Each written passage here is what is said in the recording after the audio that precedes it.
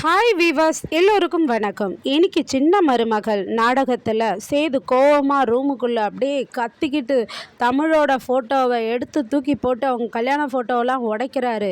தமிழ் ஞாபகம் வந்து அவருக்கு ரொம்ப டிஸ்டர்பாக இருக்கிறதுனால கோவத்தோடு அவங்களுடைய துணியை எல்லாம் பீரோவிலேருந்து தூக்கி எரிஞ்சு ஒரே கத்திக்கிட்டு இருக்கிறாரு.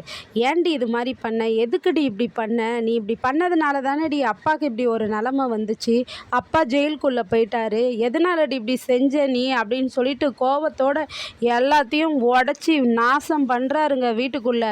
இதை வந்து கருப்புலாம் பார்க்க வராங்க. மேலே என்ன மாப்பிள்ளை இது மாதிரிலாம் பண்ணுற அப்படின்னு சொல்லி கேட்குறாங்க. எனக்கு ஞாபகமே பிடிக்கலன்னு சொல்லிட்டு உடைக்கிறாரு. அதே மாதிரி தமிழும் நடந்ததை எல்லாத்தையும் நினச்சி ரொம்ப வேதனைப்படுறாங்கங்க. அவங்க வீட்டுக்குள்ளே ரொம்ப கஷ்டமாக இருக்கும்போது அவங்க மனசாட்சி அவங்கக்கிட்ட பேசுது.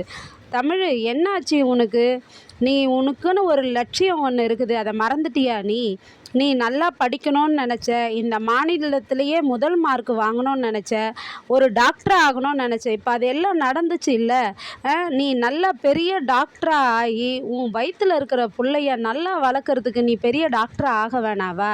அதுதான் உன் கனவு, மற்ற எதையும் நினைக்காத, எல்லாத்தையும் மறந்துரு அப்படின்னு அவங்க மனசாட்சி பேசி அவங்களுக்கு ஆறுதல் சொல்லுது. உடனே தமிழ் என்ன பண்ணுறாங்கன்னா படிக்க ஆரம்பிக்கிறாங்க. நைட்டு தூங்காமல் அதுக்கப்புறம் படிக்கிறாங்க, இதெல்லாம் பற்றி நினைக்காமலேயே. அதுக்கப்புறங்க ஈஸ்வரி, சித்ரா, ஐஷு எல்லாம் பேசிக்கிறாங்க.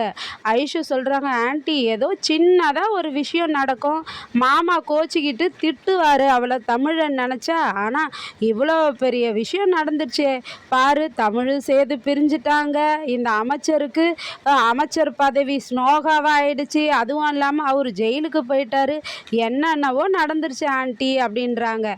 உடனே சித்ரா சொல்கிறாங்க, அம்மா இது போஸுக்கு சொன்னால் ரொம்ப சந்தோஷப்படுவான், போஸுக்கு ஃபோன் போடலாமா, எங்கம்மா இருக்கிறான் போஸுன்னு கேட்குறாங்க சித்ரா. ஈஸ்வரி சொல்கிறாங்க, அவன் இப்போ தாண்டி அவங்க மாமனார் வீட்டுக்கு பாத யாத்திரை முடிச்சுட்டு வந்திருக்காண்டி அப்படின்றாங்க. உடனே கால் பண்ணுறாங்க. கால் பண்ணால் போஸ் எடுத்து ஃபோன் பேசுகிறாரு. பக்கத்துலேயே காவியா இருக்காங்க. காவியா இருக்கும்போதே இவர் லவுட் ஸ்பீக்கரில் பேசுகிறாரு. அம்மா சொல்லுங்கம்மா, எப்படிம்மா இருக்கிறீங்கன்னு கேட்குறாரு. கேட்டதும் நல்லா இருக்கோண்டா போஸு அப்படின்னு. அம்மா நான் ஆன்மீகத்துக்குள்ளே இறங்கிடலான்னு நினைக்கிறேம்மா, எனக்கு இனிமே வந்து எல்லாம் அன்பாக இருக்கணும்னு நினைக்கிறேம்மான்றாரு. என்னடா இப்படி பேசுகிற அப்படின்னு சொல்லிட்டு சித்ரா சொல்கிறாங்க, போஸு இங்கே படுறா, அந்த தமிழ்ச்செல்வி வீட்டை விட்டு வெளியே போயிட்டாடா அப்படின்றாங்க. உடனே போஸ் சொல்கிறாரு, பாவம்மா தமிழ்ச்செல்வி, அவள் ரொம்ப நல்லவ, அவளுக்காக நான் கடவுள்கிட்ட வேண்டிக்கிறேன்றார். நீயாடா இப்படி பேசுகிற, நீயாடா இது மாதிரி பண்ணுற, நம்பவே முடியல, ஒரே சாமிக்கிட்ட அப்படியே ஆன்மீகத்தில் இறங்கிட்டா மாதிரி அருள் பொழிவு மாதிரி பேசுகிறாரு போஸு. அதுக்கப்புறம் வந்து, இல்லைம்மா நான் ஆன்மீகத்தில் இறங்கிட்டது தான் எனக்கு நல்லா இருக்குது, என்னுடைய வாழ்க்கை தான் எனக்கு முக்கியம், அன்பே நிலை அன்பே சிவம்னு சொல்லிட்டு ஃபோனை வச்சிடுறாருங்க.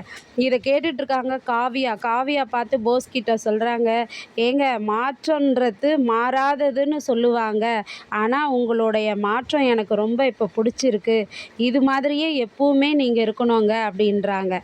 அதுக்கப்புறமா வந்து சேது சொல்கிறாரு கருப்பு கிட்டலாம், மாமா அப்பா மேலே யாரோ வேண்டாதவங்க தான் இது மாதிரி சதி பண்ணி அப்பாவை ஜெயில் உள்ள தள்ளியிருக்கிறாங்க மாமா, அதை வந்து நம்ம எப்படியாச்சும் கண்டுபிடிக்கணும், ஏன்னாக்கா சக்தி இறந்தது சக்தி தான்ன்றது எப்படி ஆதாரம் இருக்குது, அதுதான் தலையே இல்லையே, அது சக்தியோட பாடின்னு இன்னும் சொல்லவே இல்லையே, அது ஒரு துப்பு கிடச்சிதுன்னா கூட நான் கண்டுபிடிச்சிருவேன், அப்பாவை வெளியே கொண்டு வந்துடுவேன் அப்படின்னு சொல்லிட்டு பேசிகிட்டு இருக்கிறாரு.